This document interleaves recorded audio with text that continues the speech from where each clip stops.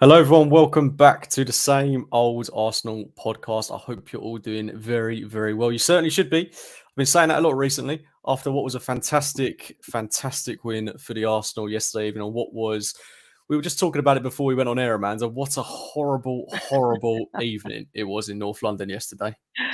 It was so wet. I mean, I've been to football for many years, James, and I was talking to my cousin in the car going, have we ever got this wet?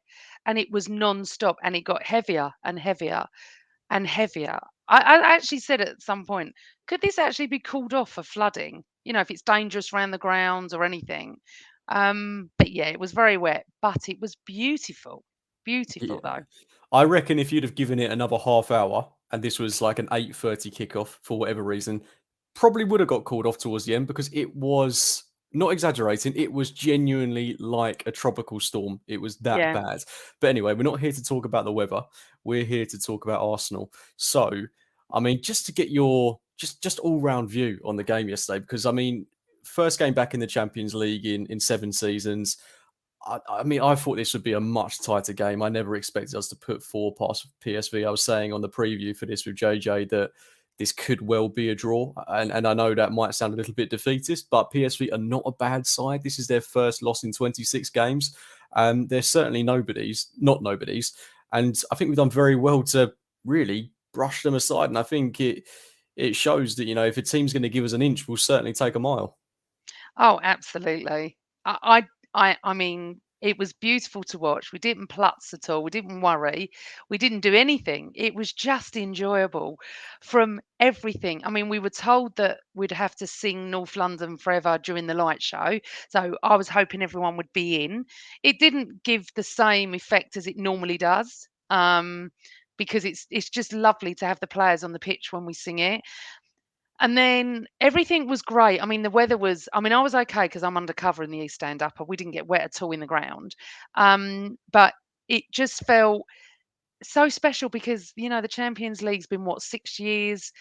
It was just lovely to be back. I loved the music. PSV's fans were incredible. They were so loud pre-game. They were loud the whole game. Some of their chants were tunes that we had, so we were singing. I thought the crowd were, and I knew there would be. I tweeted about it. I said once we come out, it'd just be raising the roof, and we really, really did. And the thing what I love, James, is one of the most important things is that the team, the management, and the supporters are just one. There's just one. There's no toxicity. You're entitled to have a moan about a player if you want to, but there's nothing. You can't come on a podcast or write a blog or go on social media and criticize us at the moment. You just can't, because what we're witnessing, we need to be appreciating. And I said this last year, but I mean, I'm sure you'll go into certain players and things, but Erdegaard, Saka, Jesus. I mean, I don't know who I'm more in love with this morning. I just don't know.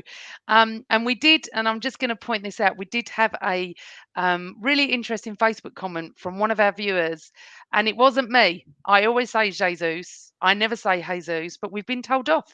Someone on our podcast, James, Chris, and probably James as well, says Jesus. So I am going to apologise on behalf of everyone, even though I don't do it. But watching Jesus last night, wow, just brilliant. Absolutely brilliant. And on that note, I'm very Yes. excited to welcome to the stage James Johnston. JJ, we're going to get Yay! straight into it, mate. Jesus or Jesus? It's Jesus. It's Jesus because he's Gabriel Portuguese. Jesus. It's not Jesus, it's It Jesus. is. Portuguese is Jesus. I Trust disagree. me. Trust We're me. going to have a row about it. Goodness me, what have I started? You would It's call not people Spanish. you would call people Jesus. Jorge George. Is what you do. So it's Jesus. I don't even know what you're talking about. Portuguese. I'm convinced it's Jesus. No, it's Jesus.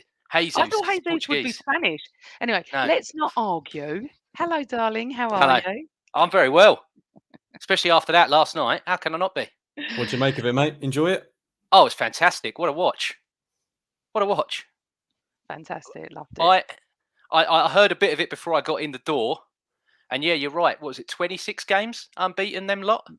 Made them look like a very amateur side. Yeah, and we were Absolutely saying before trounced the them. game, weren't we? You know, they blew apart Rangers in qualifying. They've won so many of their games in the Eredivisie by 4 goals. These are no mugs, and we've definitely made them look ordinary. That said, I don't think PSV were bad. I know we've beaten them 4-0. No, I don't think they were no. dreadful by any Can, means. can I just say as well, Cookie, that I've been, I'm not one of these people that does not critique.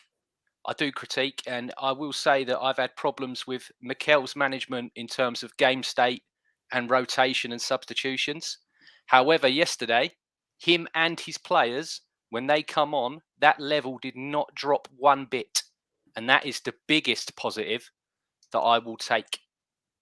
Yeah, But do you know what? I'm just going to say though, you know what's lovely is for the first time in so many years, you actually look at the subs bench and go, wow, he can replace him, he can replace him, he can replace him. And one of the most special moments, because I sit right opposite where the players were running up and down, was I caught it early enough. I saw Emil Smith Rowe being called back to the bench. And then all of a sudden there was a massive cheer. And I was watching this. And then I think most people caught on to because people around us going, what are they cheering for? I said, it looks like ESR's coming on. And honestly, we were all so choked. It was just the most beautiful moment for him. And I think, didn't he replace Jesus? I can't no, of course he didn't. Who did he replace? I've got this written down somewhere. Jesus did come off. Oh, he did. Yeah, he Mm. did replace him.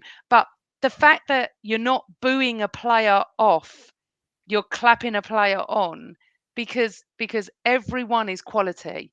Vieira, I spoke about him last year. I said it's going to be his season, and he's got even better than I imagined. To be honest, I didn't think he was going to be that good. And I'll just say one more thing before you go on. You can tell I haven't podcasted for 2 weeks. Are we missing Thomas Partey? No. Well, I mean, Avon's put a great question in the chat. The question for me is what happens to the bench when Timber and Party are back? I mean, I think you'll see. It gets even better than it is now. Yeah, Yes, exactly. I exactly. think naturally you'll see Cedric and El Neni drop out. I think that's the natural one, to be quite honest, as harsh as that might sound on someone like El Neni that's just come back. But I mean, it's a beautiful problem to have. And I think, we're not missing Partey at the minute, but he's certainly not a player you could, he wouldn't go amiss. I'll say that much. I think to have him in the side would certainly be of benefit. But I think, you mentioned the clapping there for Smith Rowe and the cheering. The atmosphere for a Champions League group stage game I thought was impeccable last night. I mean, I've been to a lot of Champions League group stage games and the atmosphere has just been flat. It's been dead. And obviously we're going back a long time now and, the fan base has evolved a little bit more, I think. And it's certainly, a different type of, I think we're all feeling a different type of support towards the club, if that makes sense, because we've got this new community type feel with Arteta at the helm. But yeah, the atmosphere for PSV at home, like if you'd have told me it was going to be unbelievable 5, 6, 7, 8 years ago, I wouldn't have believed you. But yeah, it was fantastic last night. And JJ, we spoke a lot about this game, and we suggest there might be a bit of rotation. Really strong lineup once again. I mean, basically the same team that played against Everton, with the exception of Havertz coming in, Jesus starting, which arguably makes us stronger if you want to look at it that way. And then you've got Trossard, who I don't really count as a change because he played the majority of the game at Goodison Park. But I want to start with the goalkeeper because it's the one that's on everyone's lips at the minute. I think we both predicted Ramsdale to start. I think it's pretty nailed on now that Raya will start the North London derby. I have to say, I think given that he's played 2 games in a row, 2 clean sheets, don't think you want to necessarily be bringing Ramsdale in cold. I think it's a win-win, whoever starts that game, because either way, you've got Ramsdale coming in with points to prove, or you've got David Raya, who was, it pains me to say it because I love Ramsdale so much. He was exquisite last night. He was absolutely superb. What are you making of the whole situation, mate? I think it's brilliant. We spoke in the last show, James, about the lazy analysis going around in, there's a pandemic in British media of lazy analysis. And that's why forums such as this and other podcasts and what have you, audio podcasts and everything else are taking off, because the analysis that you're getting from the so-called ex-pros and the journos is just so terrible. Why is it such a bad thing to have. You know, we got absolutely slapped up because we, to some people, bottled a title due to a lack of depth. We have now added depth, and we're terrible people. Oh, Mikel Arteta's terrible for doing this to Ramsdale. How could he do such a thing? Why would improving your side, because to me, Raya is a better goalkeeper than him. Why would improving your side, why is that seen as such a heinous thing to do? It absolutely baffles me. And you know what? David Raya last night, his comments that he made, absolutely fantastic. That person tried to take him down one way with some, like I said, lazy sort of analysis. He went, go speak to Mikel and ask him why I'm playing instead. He's like, my job is, my manager says, I'll get your gloves on, David, you're in. I've got to do my bit. Don't ask me why he picked me over him. So I don't know. Ask him. And that's the spot on answer that I wanted to hear come out of his mouth. He's a very intelligent guy, isn't he? And Amanda, I don't know how you felt about his performance last night. I think the way you were nodding your head previously, you're in agreement with us. But I don't know. This sounds really harsh to say, because I'm definitely not of the opinion that Ramsdale is a bad keeper. I don't think he makes us worse. I think maybe Raya at the moment makes us a little bit better. But what I really liked about Raya's performance was how confident I felt in him. I didn't feel like anything bizarre or out of the ordinary was going to happen. It was just every time a ball came in, he's there. Every single time. Every time a shot came in, he's down, he collects it. It's not, bouncing out, going to an opposition attacker. Everything he did was done with such poise, composure, calmness, and I think the best word to describe him is presence. He has so much dominance in that box. Do you think we're leaning towards David Raya becoming the Arsenal number one? Well, I didn't until he was picked yesterday, because I was convinced, like you two, and I've been on a podcast with you two or even discussed it with you, that Ramsdale would have been playing last night. I said it last weekend. I was watching Everton away. I was down in Bournemouth and I was watching it and I was going, I don't know what Ramsdale's done, to be honest. I'm a bit confused, but it's all right. We're playing Wednesday. And then I was like, when he got picked, I was like, I've got this thing that obviously his wife's pregnant and maybe we just had to have cover in case. I don't know. But last night, I think the one word I would use for David Raya is calm. I feel calm when he's playing. And Ramsdale, I don't feel uncalm, but I think I feel more calmer with David Raya. I think he was impeccable. I think he didn't have much to save, to be honest. I think Sunday's going to be very telling. I can't call it now whether he's going to go with Ramsdale or Raya, but it's going to be very telling on Sunday because they're on form, Tottenham. Whatever anyone says, they're on form. PSV did not really trouble Raya last night. So it'll be interesting to watch. I like both goalkeepers. What was interesting is Mikel's comments about, I want to substitute a goalkeeper occasionally. I've never ever seen it. You would never substitute a goalkeeper unless they were injured. So it's going to be really interesting. It's Mikel's way.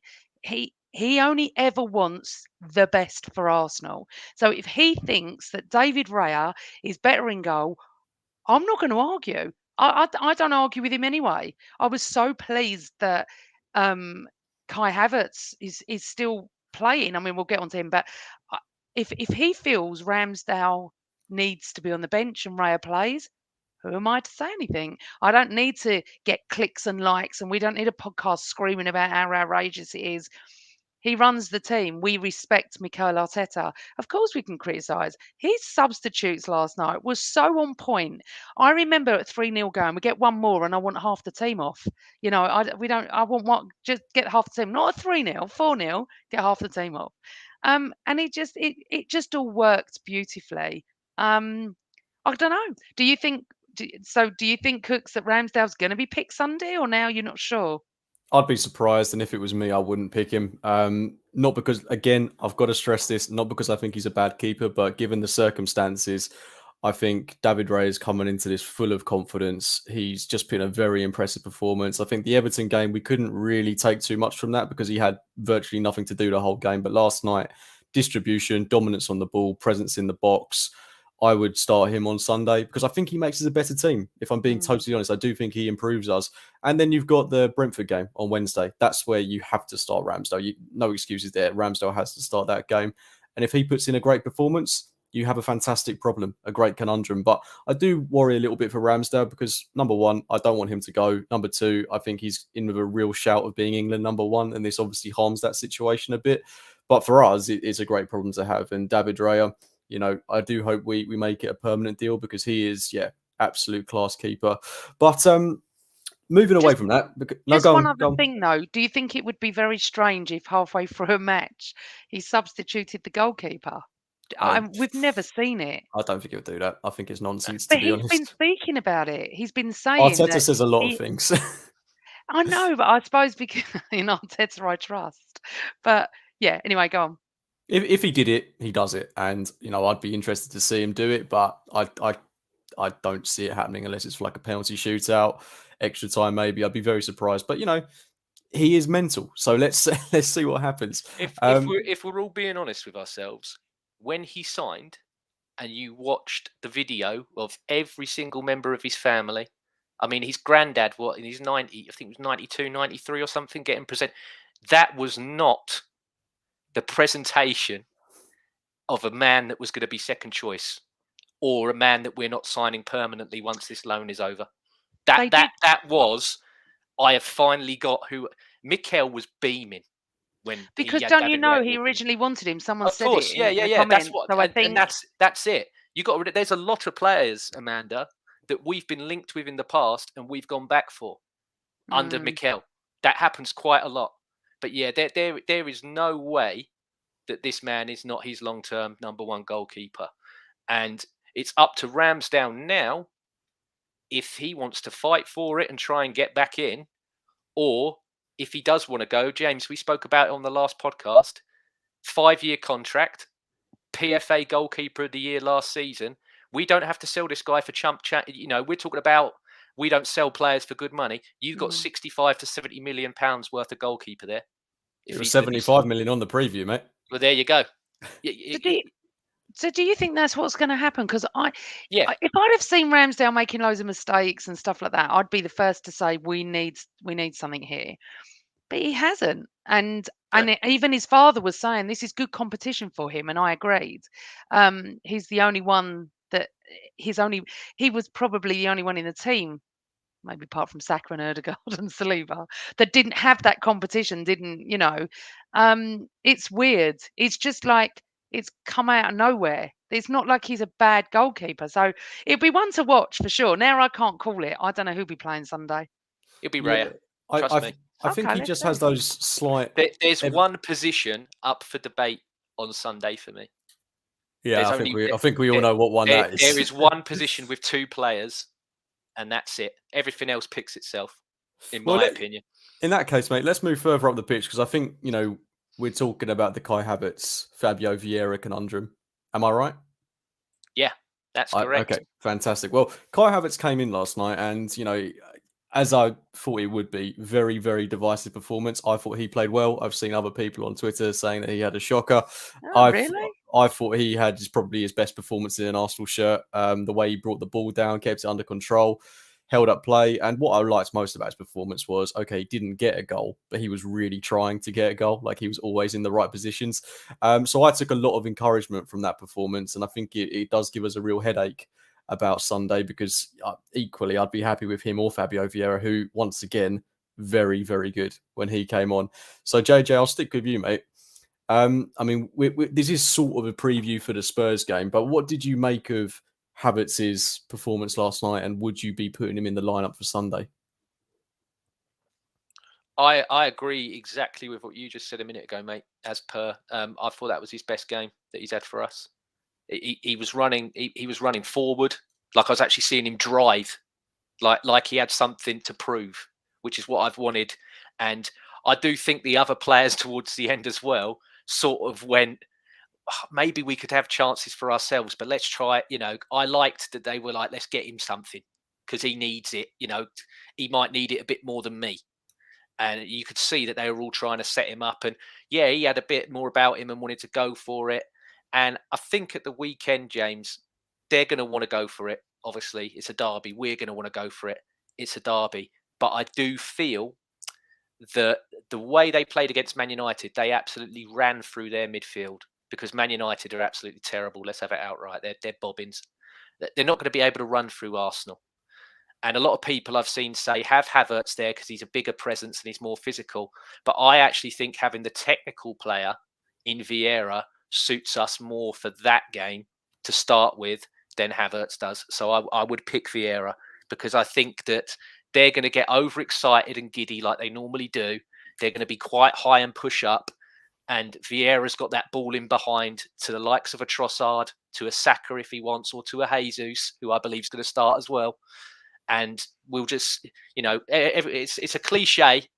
Speed kills. I'm telling you, you want the ball playing player.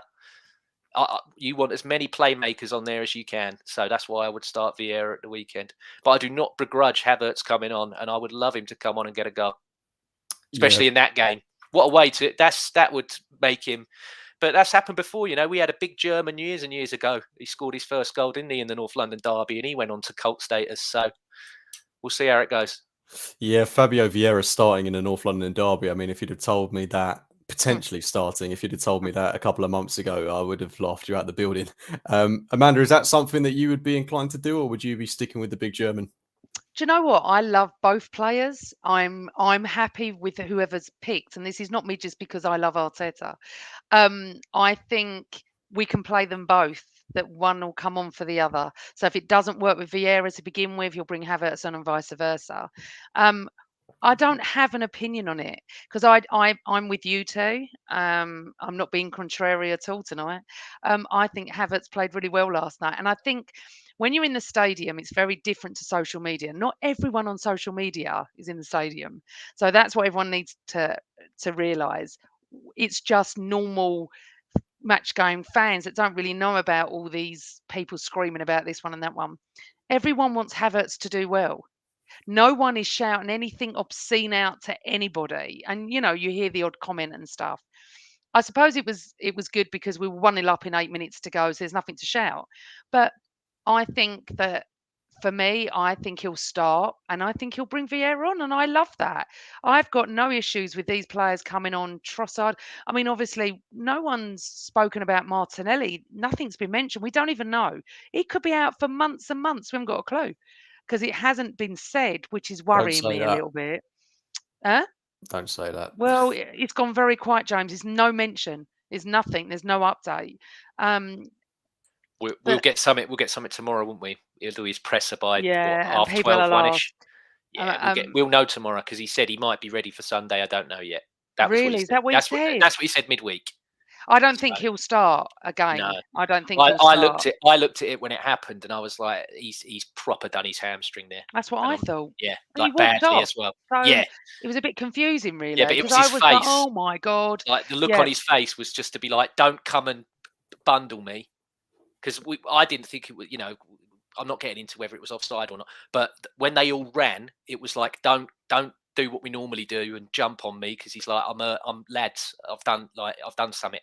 So just, back away and we'll see.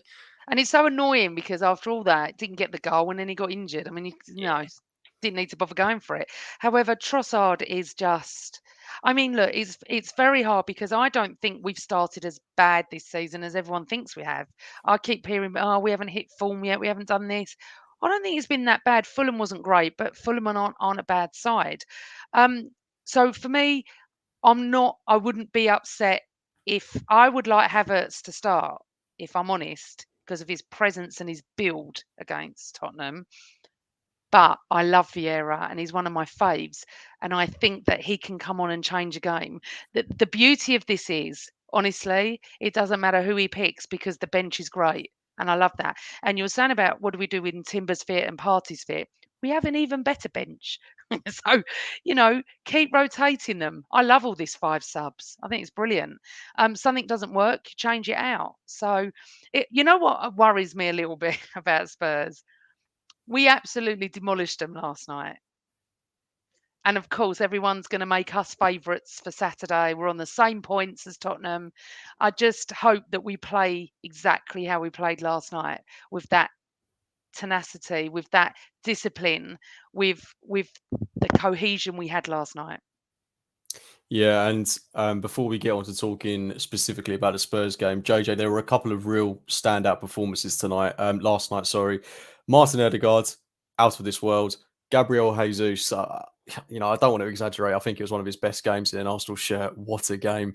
And then Leandro Trossard, who is not making us miss Martinelli that much. I mean, we criticised him last season for not getting enough goals. He got plenty of assists, but maybe not enough goals. This season, starting off with the goals. I mean, all three of those guys, mate. Give me your quick thoughts on them. Oh, they're brilliant, aren't they? I still, to this day, James, and Amanda knows as well, I can't understand. I don't know what people watch. I think they watch football through a tin can with a string on it when they watch it, because there's still people that don't believe Odegaard's a good footballer. I don't understand. I can't talk to them. This is it. I don't understand your thought process and your like. I would love it explained to me, because I just don't get how you cannot see how wonderful of a footballer this person is. He's just superb. I don't think there's many. I wished last night when he scored, he lifted up a vest that had, "F.U. Hasselbank" on it, because Hasselbank at the weekend, this guy doesn't score enough goals in big games for this club. Well, he got the most goals from a mid. He broke the record for most goals by a midfielder in the league last. Like, what you've been watching football, what you've been watching football on Hasselbank, like, you've been under a rock, mate. Like, he's been one of the best players, not just for Arsenal, but in the Premier League for the whole of last season. He's come in. He's becoming such an. I mean, someone like Hasselbank should be talking about it, because he knows. He had the hardest recorded shot ever in Premier League history. He knows how to strike a ball. This guy is a midfielder that's striking the ball better than some of the centre forwards. Unbelievable how elite he's becoming at striking a ball. Because he said in his interview, his first touch was terrible. But then he's like, I had another one to set it and hit it. And he's like, yeah, it went in. And I do think, we played very well yesterday at using the elements to our advantage as well. Before the game, my dad was saying to me, I don't want to see none of this tippy-tappy rubbish that we play. Let's have some shots, because that ball's going to fizz about anywhere and it will bounce off somebody and we'll score. And what happened, Saka, 8 minutes? And I texted him, I went, good call, Dad. He's like, I know my football, son. I'm like, yeah, all right. But yeah, so, and then, Saka and Jesus, like you said, and Trossard, like you said, James, come on. There were parts of last night with Trossard where I thought to myself, mate, these guys have got families. Like, it's not fair. What you're doing. It's borderline cruel. But the chopping and the crossing, it was unbelievable. Sorry, I'll let you go. Just going back to Odegaard a second, I tweeted about 8 months ago to my Man City friend. I said, you need to watch Odegaard. I said, he reminds me of KDB. I said, I didn't say he was Kevin De Bruyne. I said, he's on that trajectory. He laughed at me. He said, he'll never be Kevin De Bruyne. And I said, listen, Kevin De Bruyne is world class. I'm not saying Odegaard's there yet, but he's coming. And I think even more so each game this season. And friend of the show, Alan Algar, for anyone that listens to this, says the same thing. He doesn't score enough goals in the big games. Well, you can imagine how many times I message Alan or I tweet Alan and we have a bit of a laugh about it. He's never said he's a bad player. He just feels like in the big games he doesn't score. Well, you know what? Improvements are happening everywhere. And it is Jesus, and I'm not saying the other word. Jesus was so amazing last night that every time he got the ball, he wouldn't care about Havertz and giving him the ball. He just wants to go for goal. He so deserved his goal last night. And Saka, I don't know what else we can say about the boy. I just don't know about our star boy. It's just immense. And then you look at Saliba losing the ball and then winning it back because he was wrong in what he did, and then goes and wins the ball back. We're so lucky. And Ben White had a great game as well. I mean, we really need to talk about other players in this team as well as the standard three. But Ben White was immense last night. And I'm just hoping that will breed the confidence, because Sunday is absolutely massive.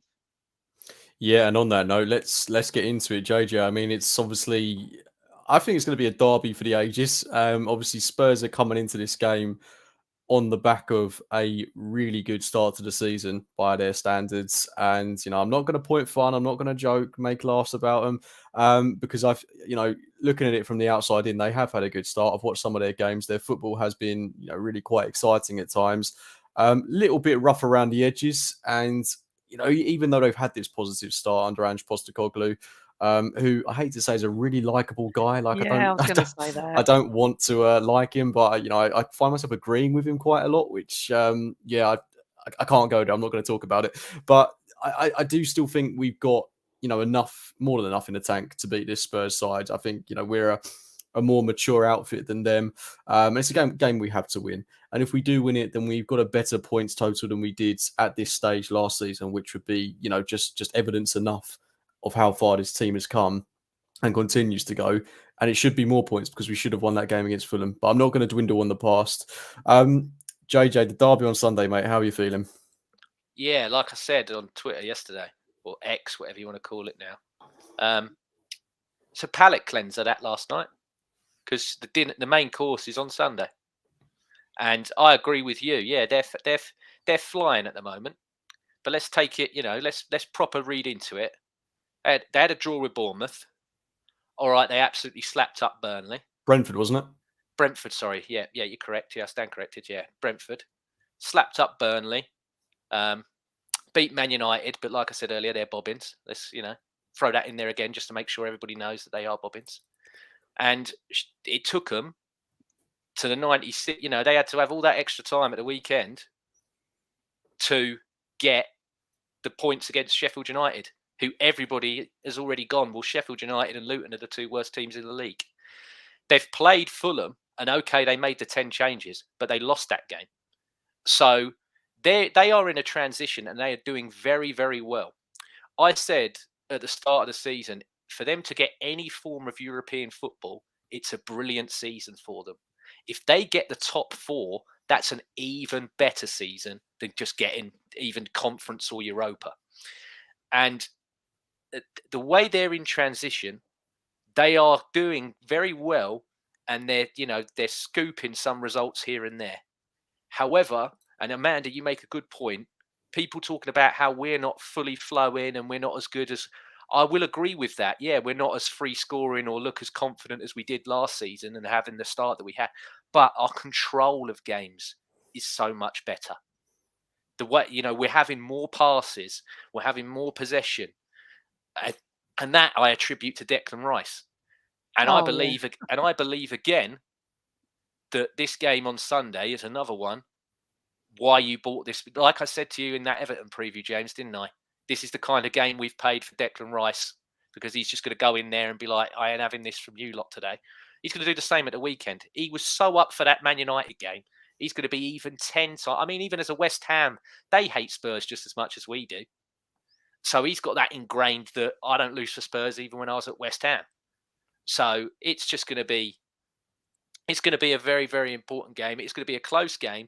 But like I said, we're better at controlling it. And I do believe, even though with all their quality that they've added and how well they have been, we're still better than them. I've seen people say, do you fear them? I'm 30. I had my 32nd birthday on Monday. I've never feared Spurs in 32 years. I'm not going to start fearing them now.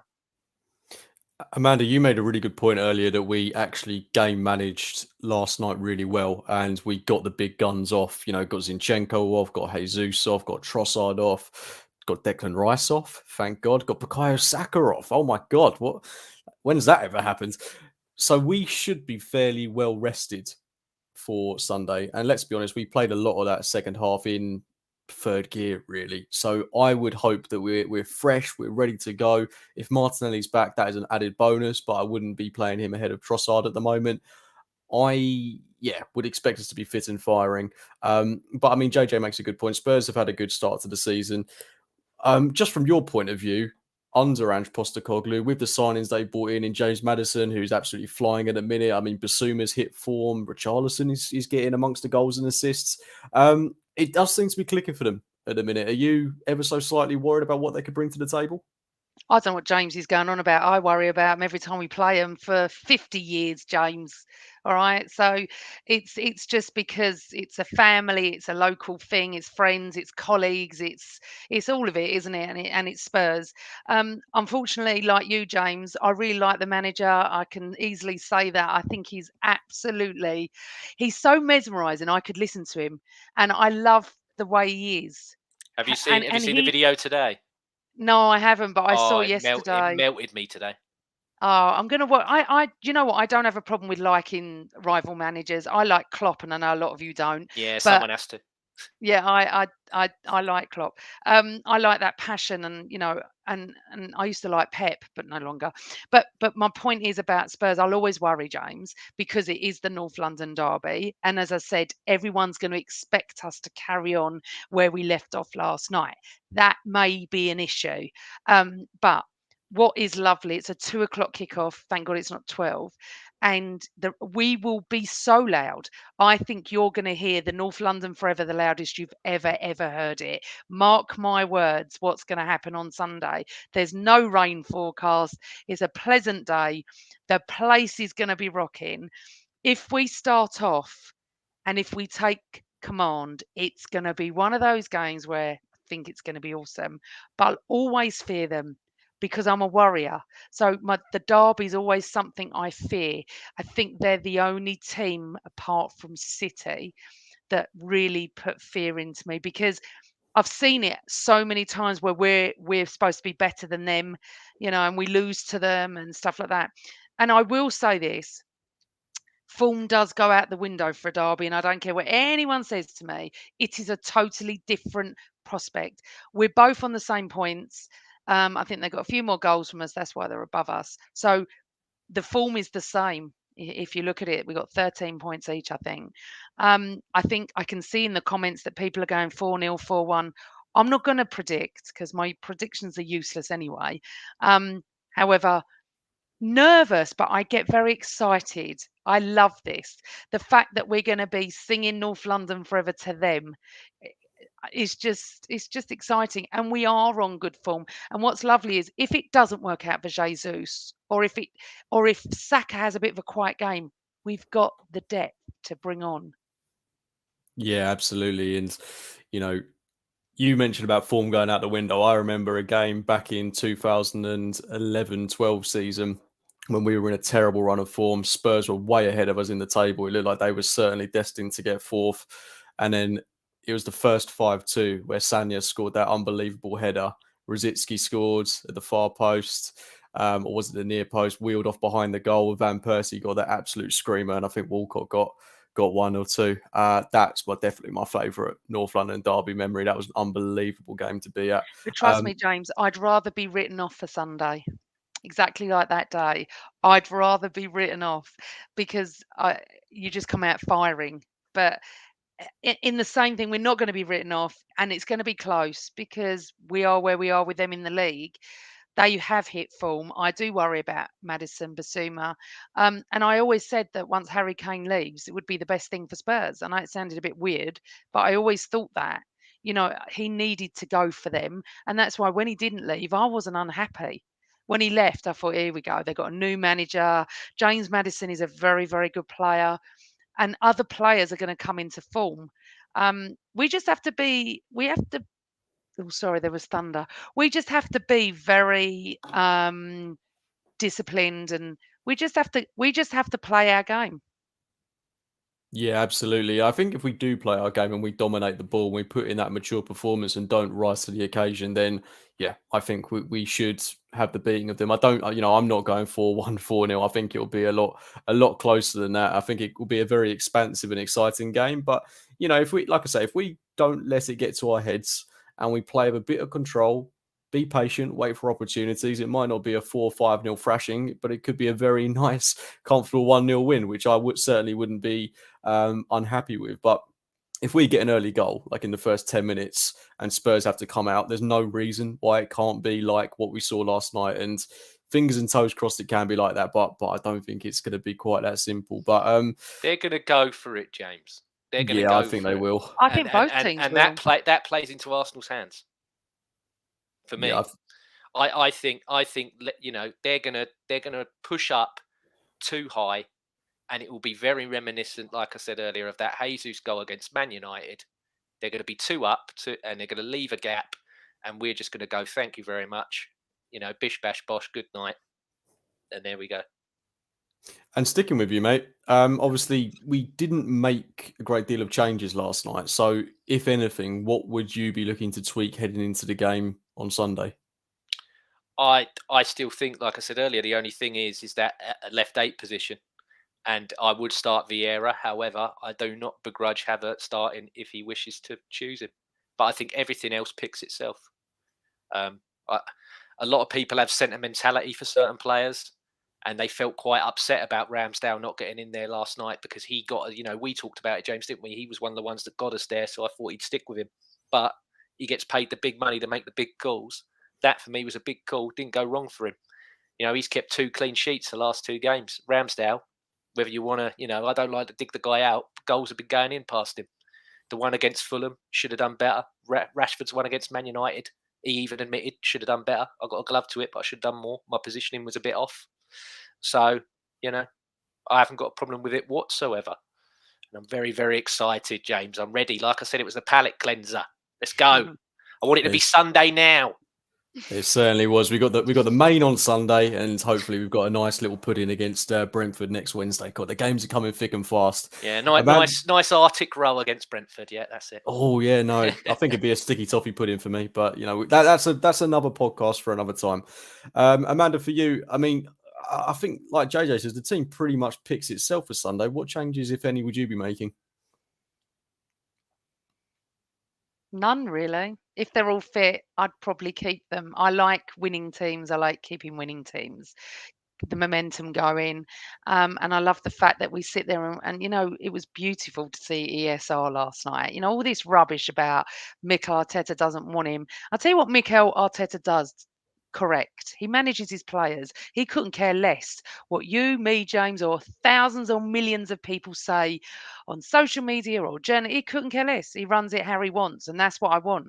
I wouldn't want a manager to kowtow to anybody.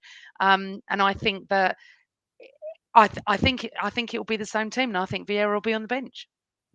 I think actually we should talk about Smith Rowe because it was a big talking point. He actually got significant minutes last night. It wasn't that he came on for 5 minutes and that was it. He actually got a good, I think it was about 25, 30 minutes. So really pleased to see that. And I have to say, JJ, I think he looked sharp. I mean, he was involved in the Ødegaard goal. I mean, he kicks the ball. Well, he passes the ball and it's, a little bit overhit, but then him and Reece Nelson work it nicely between the two of them.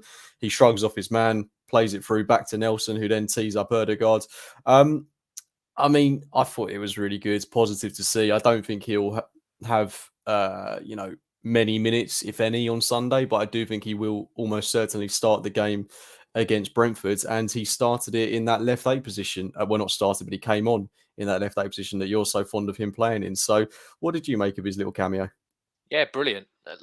Again, every single one of them that come on yesterday, level did not drop at all. And that's what you want. Because again, Mikel can always bring them on, but after they get over that white line, it's on to them. And I think every single time, even Nelson as well. I know you want more on Smith, but Nelson, every time Nelson's coming on, he's dictating. He's forcing stuff to happen in an attacking sense. And yeah, I would love Smith Rowe to get as much minutes as possible. And you saw after the game when Mikel did his interview. Well, you guys were probably travelling home in the wet, wouldn't you? But he mentioned about the crowd. How loud it was, and like you said, Amanda, and he said as well. I did have a little wry smile at that, and he went, "I know that I can't give all of these people as much minutes as I want," but he said, "Remember, I have got 5 subs, and there's plenty of games coming up," which is what I keep telling them. And they will definitely get their time. Don't worry. Yeah, and the quality shines through. He sees them way more than we see them. Yeah. And there could be a time in training. Yeah. Like a few weeks back, as soon as Jesus would come back, everybody said he's got to start over Eddie. Mikel went, no. Eddie in training. He said to me, boss, if you don't pick me at the weekend, you're mental. After what I've given you in training all week. So that's the way sometimes the cookie crumbles, mate. And I just like the fact that all of them, when they do come on, they're willing to contribute, because that's what we need.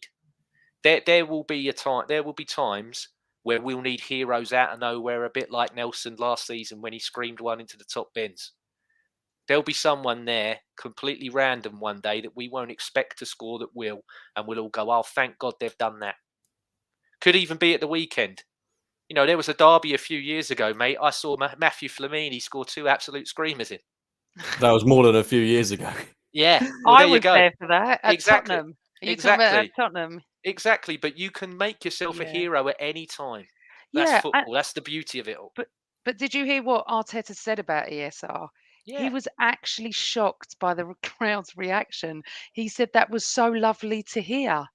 And that's what I mean. He does what he wants. Whether he knows that we want him to play or not, whether he reads any social media, I don't know. I'm sure he's got enough going on in his world. It's because he's one of ours, Amanda. You do, when they come from your academy, you as much as we like all the other players, you like your ones from your academy that tiny bit more. But he Because played it's so personable. well, James. Of course he is. Exactly. Yes, of course. He's Hallam made. But Yeah. he played so well, then got injured. And Yes. I was on holiday last year with an ex-footballer who said something about ESR's groin. He said, get that sorted, and what a player. And I was like, I didn't know there was any issue with his groin, to be honest.